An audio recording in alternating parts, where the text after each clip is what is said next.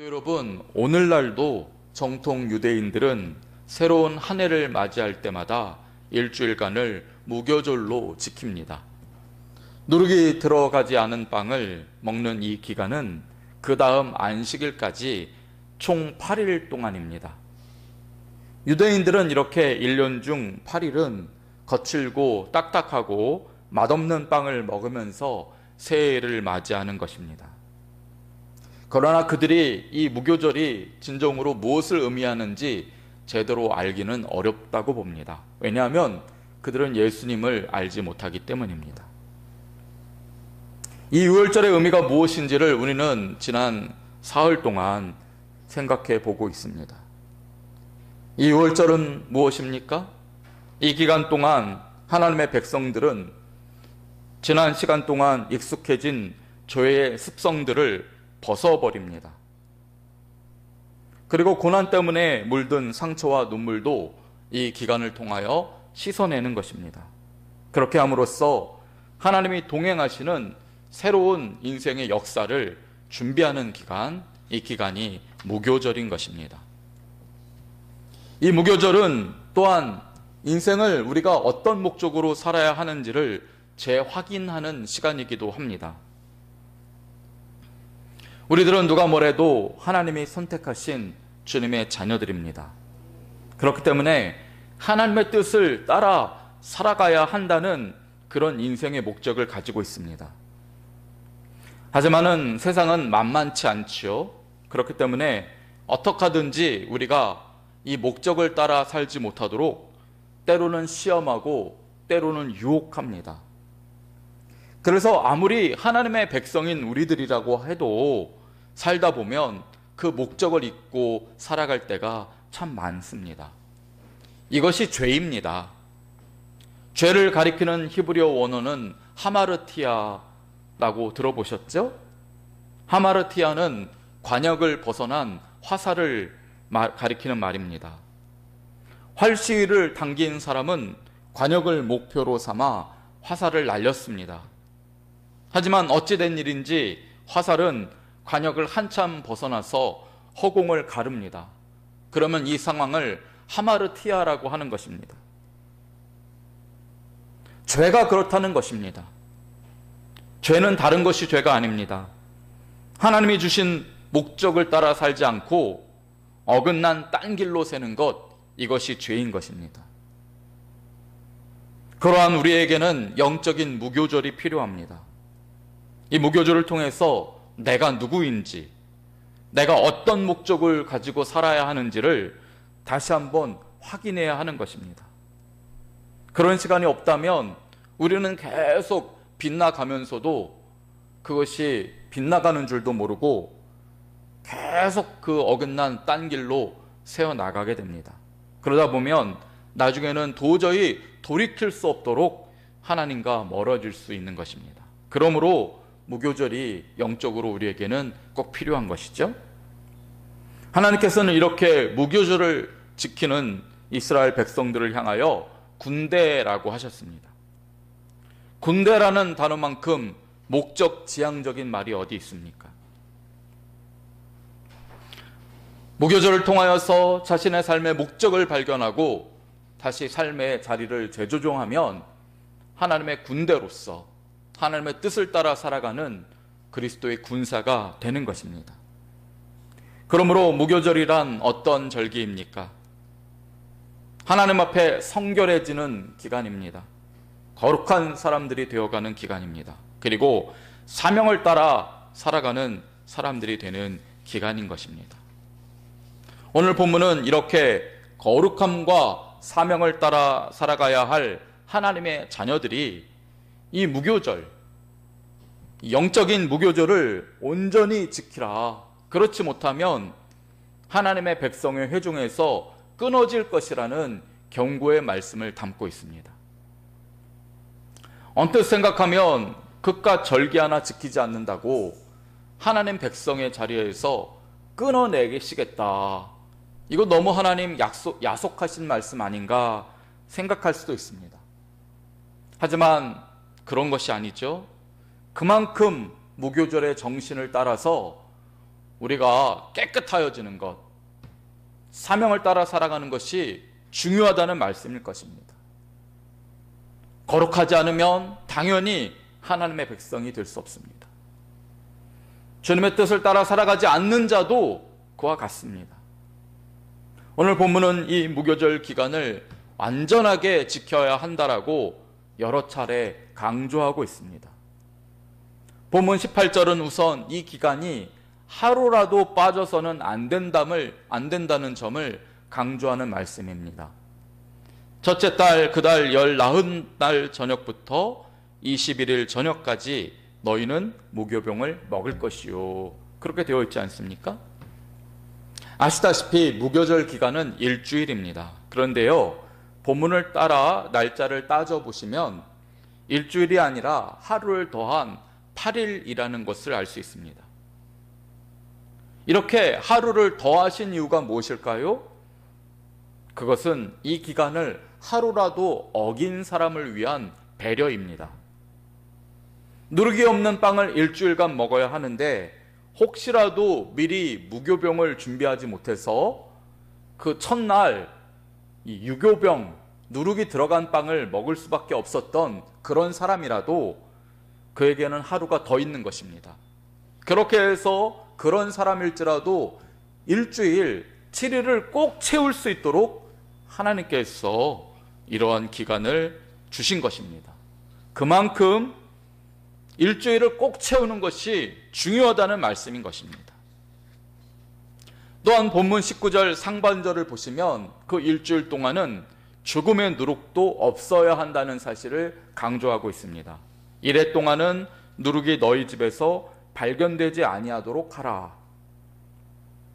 이 말씀은 방금 읽은 18절 9절과도 연결되는 말씀입니다. 일주일 동안 누룩이 없다면 당연하게 8일째 되는 날도 이스라엘 백성들은 이 누룩이 들어간 빵을 먹을 수 없습니다. 왜 그렇습니까? 누룩이 들어간 빵을 먹으려면 그 빵이 발효되는 시간도 있어야 하기 때문입니다.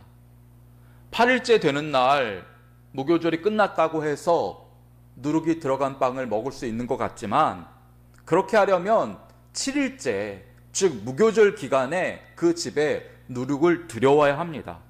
그래서 누룩을 빵 반죽에 넣을 수밖에 없습니다. 그렇기 때문에 이 사실을 따져보면 주님의 뜻이 무엇인지 분명해집니다. 주께서는 이스라엘 백성들이 이 무교절을 지키는 일주일 동안은 단 하나의 누룩도 없는 삶을 살기 원하신 것입니다. 누룩은 계속 말씀드리지만 애굽에서 이스라엘 백성들이 물들은 죄의 습성을 상징합니다. 하나님께서는 이 일주일 기간 동안 단 하나의 죄도, 죄의 얼룩까지라도 없는 순결한 백성이 되기를 그렇게 원하신 것입니다. 마지막으로 본문 20절은 무교절의 근본적인 목적이 무엇인지를 분명히 드러내는 말씀입니다.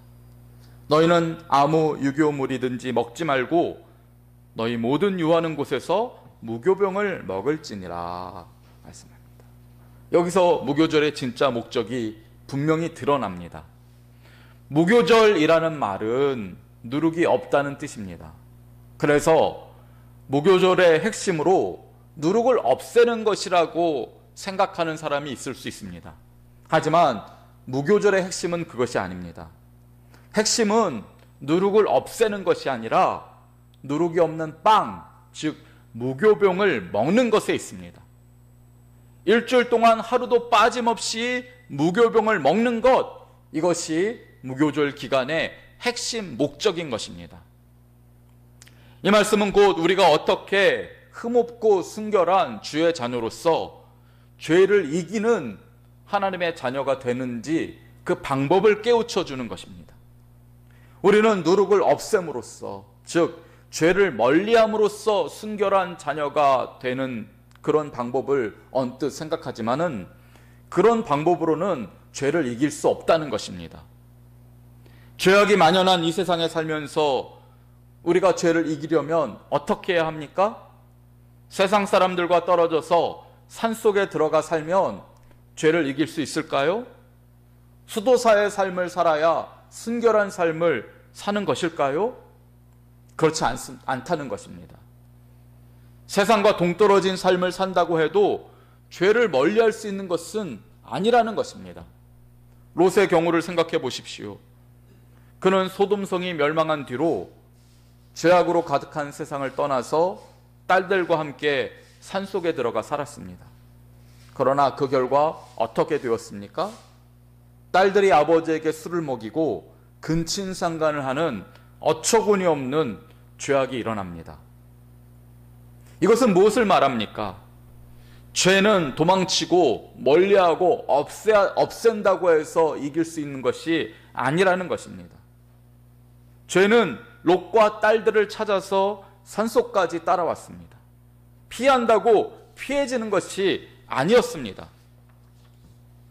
그러면 어떻게 우리가 죄를 이길 수 있습니까?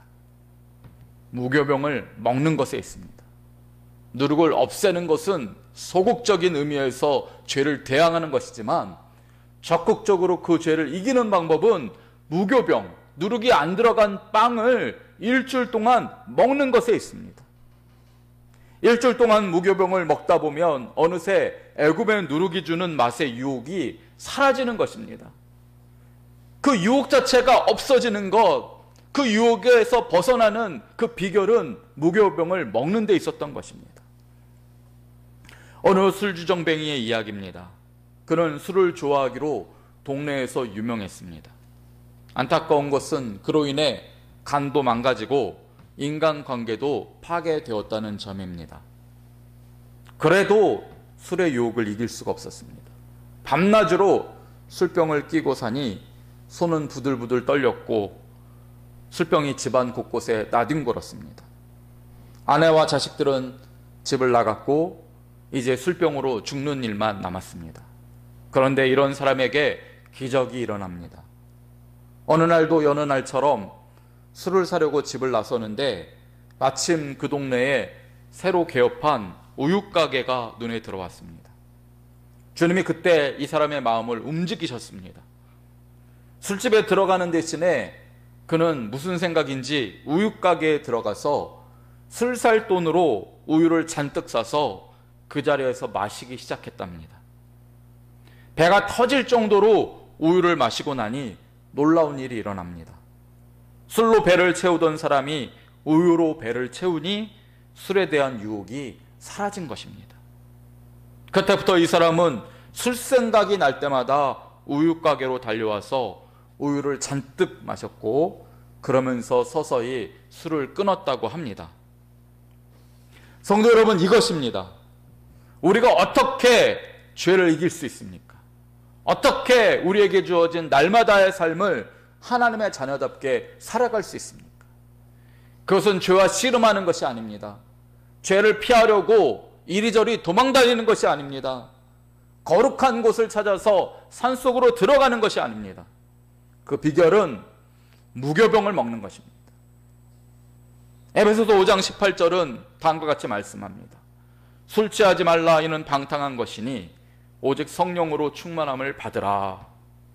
여기서 술 취하지 말라는 말씀은 단지 술 문제만을 말씀하는 것이 아닐 것입니다.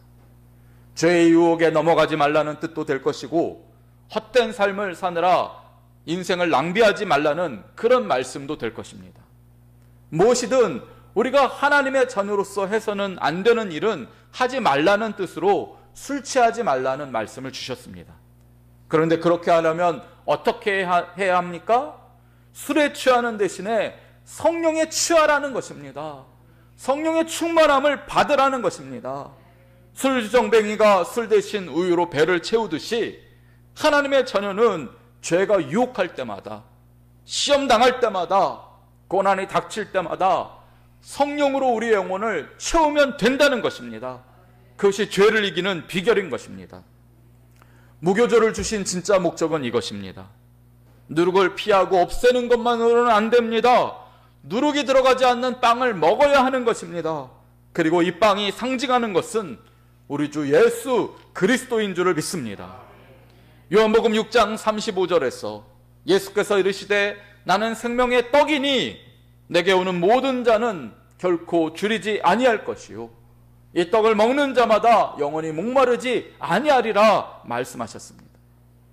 주님은 당신 자신을 가리켜 생명의 떡이라고 하십니다.